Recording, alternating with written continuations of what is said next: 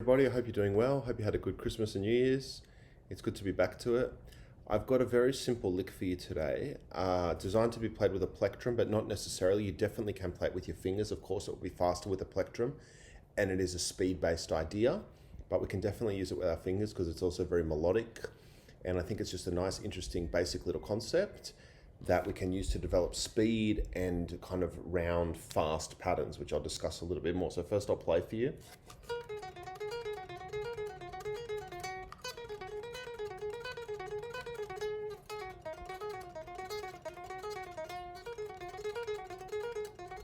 That kind of idea. It can be a lot faster, it can of course be slower, so with the fingers might be like...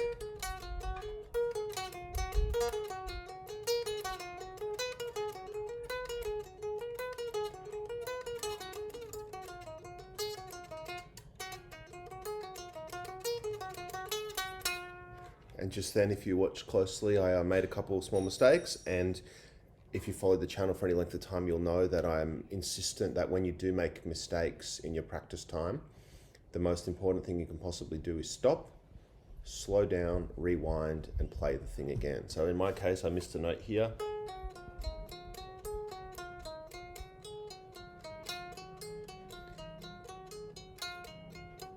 And when I slow down,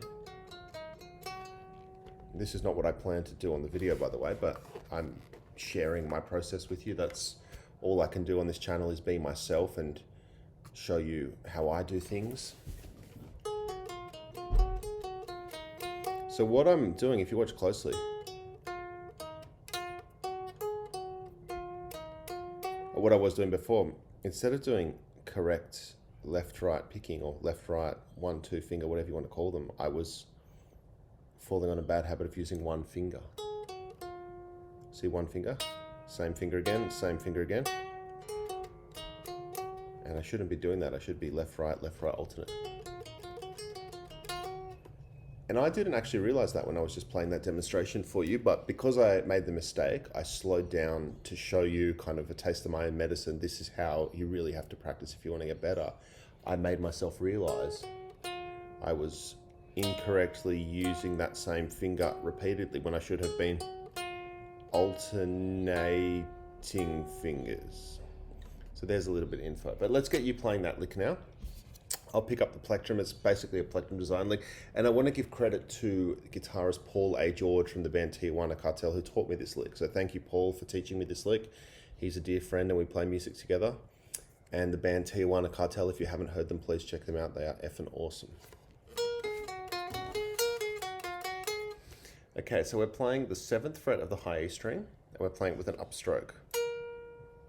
The upstroke is important, and I'll tell you why in a minute. Let's get you with the notes first. So 7th fret of the high E string with an upstroke, and then we come to the B string, the 2nd string, and it's 10, 8, 7.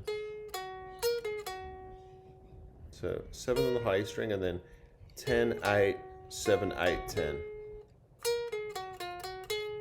So again, on the high E string, there's only one note, the B note, the 7th fret note. Once you've got that, there's 5 more notes that are all on the 2nd string. 10, 8, 7, 8, 10. And the lick is played with strict alternate picking, but the first strike is an upstroke.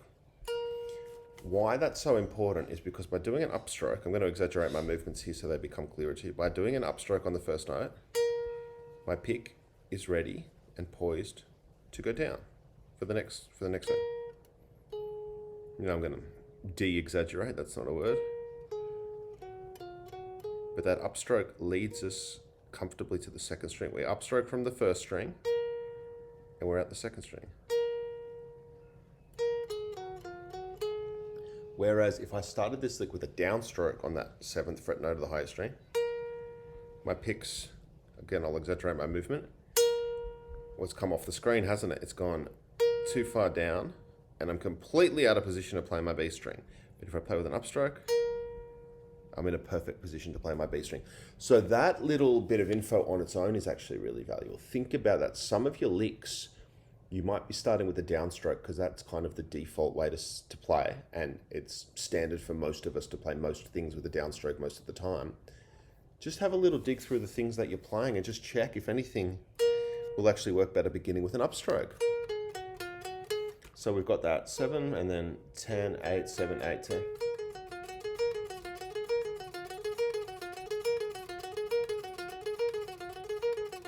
Great fun, and you can get that up to really high speeds because of the upstroke brings you nicely. You're kind of playing in a you can just keep alternate picking, which is really fun and really effective. You could use a metronome to build the speed up. I tend not to use a metronome, not because, well, kind of because I'm lazy, but I don't think I'm lazy. I just don't really like the mechanical element of the metronome. I've always preferred to use my ears and nudge up the speed as I can. But the caveat with that is, like I did at the start of this lesson, you have to honestly slow down if you're not playing accurately. So that's how I justify not using a metronome, but I definitely recommend a metronome for you to at least try, and it might work for you, and it might make you a far more effective and precise player than I can ever hope to be, because I do things a different way. And for sure, the most precise players definitely use metronomes a lot. So that's that, and then I just was moving it around a bit, and before we go any further, please like and subscribe this video. As everyone on YouTube says, it's just funny how more people like and subscribe when you say than when you don't say, even though everyone knows like and subscribe. It's still quite funny how effective it is to mention that in the video. And as always, I will tab this lesson and put it on my Patreon page, link in description. So I just moved the same shape. We're in E minor kind of, I guess. I just moved the same shape up one semitone. So now I play the 8th fret of the high string with an upstroke. And then on the B string, 12, 10, 8, 10, 12. So it's a high C note, the 8th fret of the high string. And then on the B string, 12, 10, 8, 10, 12. Same picking pattern, start with the upstroke.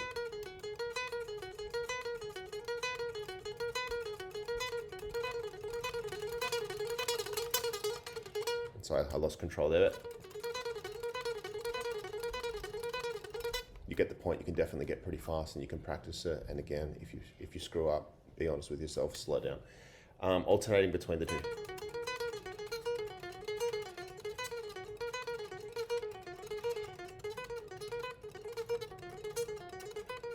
Made mistakes.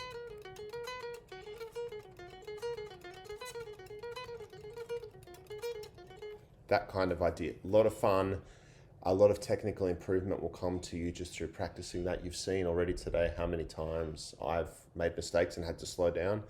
Yes, I'm getting a bit excited because it's a lick that's conducive to play extremely fast. So I'm trying to play fast. I'm stumbling and I'm backing up and trying to improve. So that's how we do it. Well, that's how I do it at least. But I think you'll find most players have a similar concept. And then just one more little shape that I did. This was one lower than the original. If we started at the 7th fret, then we went up to the 8th fret. Now again, imagining that the 7th fret was the beginning, back to the 5th fret, easy. And the selection of notes I played there, A note at the 5th string of the high E, and then 8, 7, 5, 7, 8.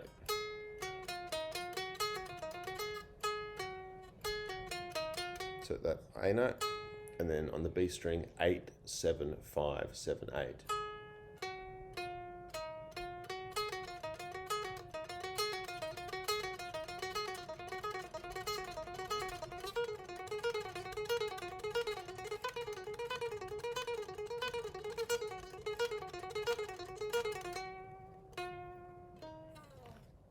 That kind of idea. Thank you for watching. I hope you learnt something. I have been a bit lazy with YouTube lately. I apologize. You've heard me say that before. I am a bit lazy with YouTube, but I do love it. I guess the point is I don't have a schedule that every day I have to post or every week. I really do just post when I feel I've got something to share. So I hope that you'll consider that a positive thing that I post irregularly, because it's just when I really like, hey, this is actually worth telling people, rather than forcing myself to come up with stuff to tell you regularly. So that's just a little explanation why I come and go so often. But I'm back for now. Thanks for being awesome. Like, subscribe, jump on the Patreon, practice your guitar. Thank you very much.